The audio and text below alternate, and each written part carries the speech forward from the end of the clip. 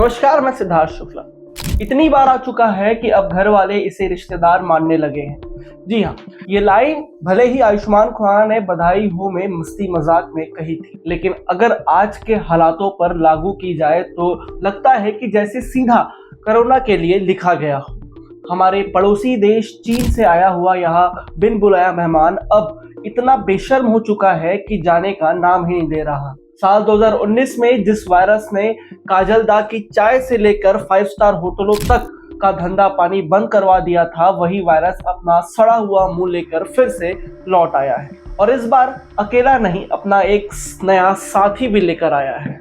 कहते हैं कि कुछ लोगों की आदत होती है कि बार बार लौटकर आने की। ये वायरस भी ऐसा ही है, थोड़ी मार खाता है, मुंह बनाता है, फिर दोबारा वापस आ जाता है। फर्क बस इतना है कि इस बार ये थोड़ी नई शक्ल लेकर आया है। नाम है NB.1.8.1 और LF.7, उसके बाद JN.1।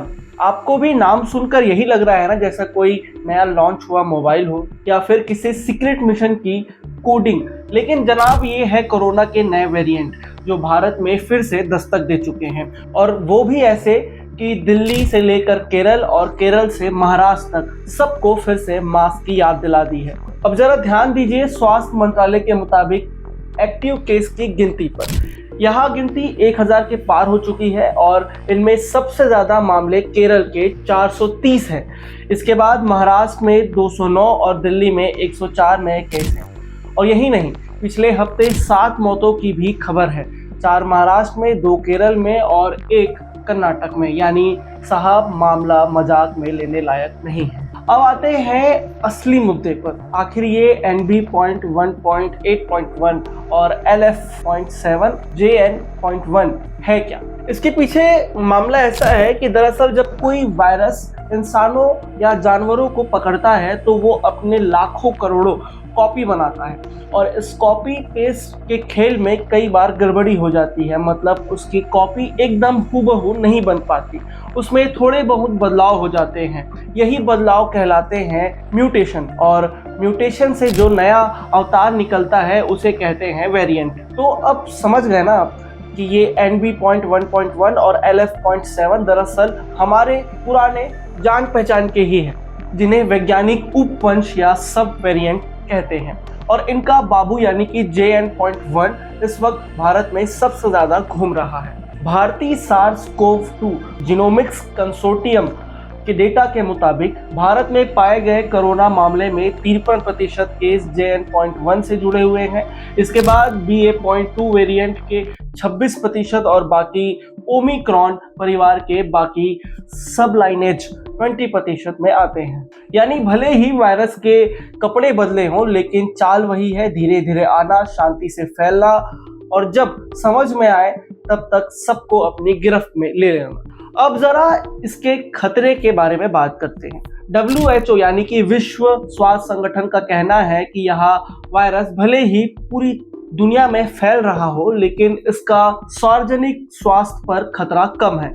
हाँ, इससे कुछ खास म्यूटेशन है, जैसे A435S और A445H और T4781, जो इसे औरों से थोड़ा ज्यादा स्मार्ट बना सकते हैं। मतलब ये वायरस आपके शरीर की सिक्योरिटी को चकमा दे सकता है, अंदर घुस सकता है। लेकिन अच्छी बात यह है कि इसका असर ज्यादातर मामूली सर्दी जुकाम जैसा ही होता है।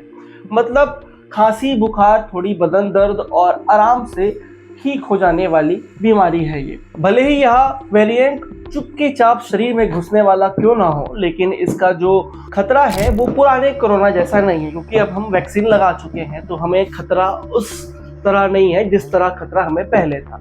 इस वेरिएंट से अधिकतर लोग घर पे ही ठीक हो जाएंगे और जल्दी ठीक हो जाएंगे। डॉक्टर भी यह कह रहे हैं कि डरने की जरूरत नहीं है, लेकिन लापरवाही भी बिल्कुल नहीं करनी है, क्योंकि ये वायरस अभी भी बुजुर्गों और गर्भवती महिलाओं के लिए खतरा है।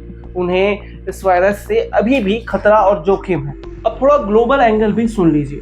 दुनिया के 22 देशों में NB.1.8.1 के 58 केस दर्ज किए जा चुके हैं। America, Japan, south Korea, Thailand, Singapore जैसे देश इसमें शामिल है।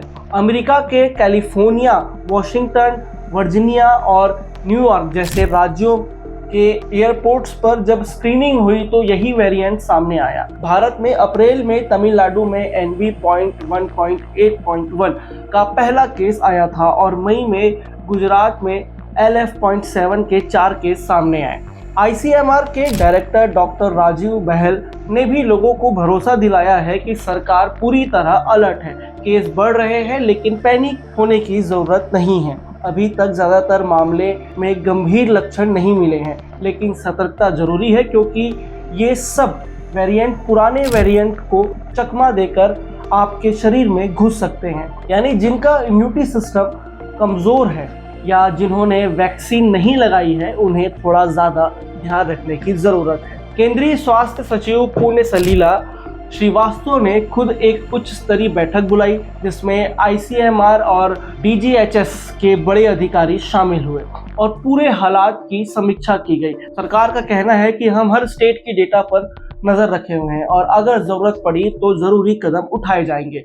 तो कुल मिलाकर बात यह है कि भले ही इस बार कोरोना ने थोड़ा नया गेटअप लिया है लेकिन उसका इरादा वही पुराना है, धीरे धीरे हर कोने में पहुंचना।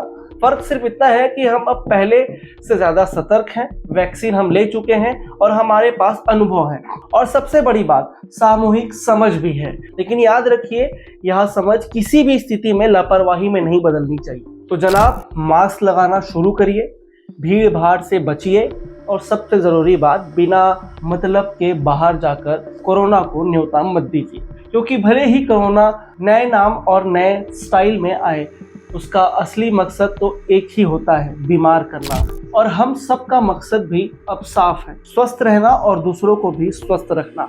तो अगली बार जब कोई बोले यार अब फिर से कोरोना, तो बस मुस्कुराइए और कहिए हाँ आया है लेकिन इस बार हम तैयार हैं। और यहाँ जानकर ही शायद कोरोना की हिम्मत टूट जाए। तब तक के लिए नमस्कार, मैं सिद्धार्थ शुक्ला, व्यम भारत।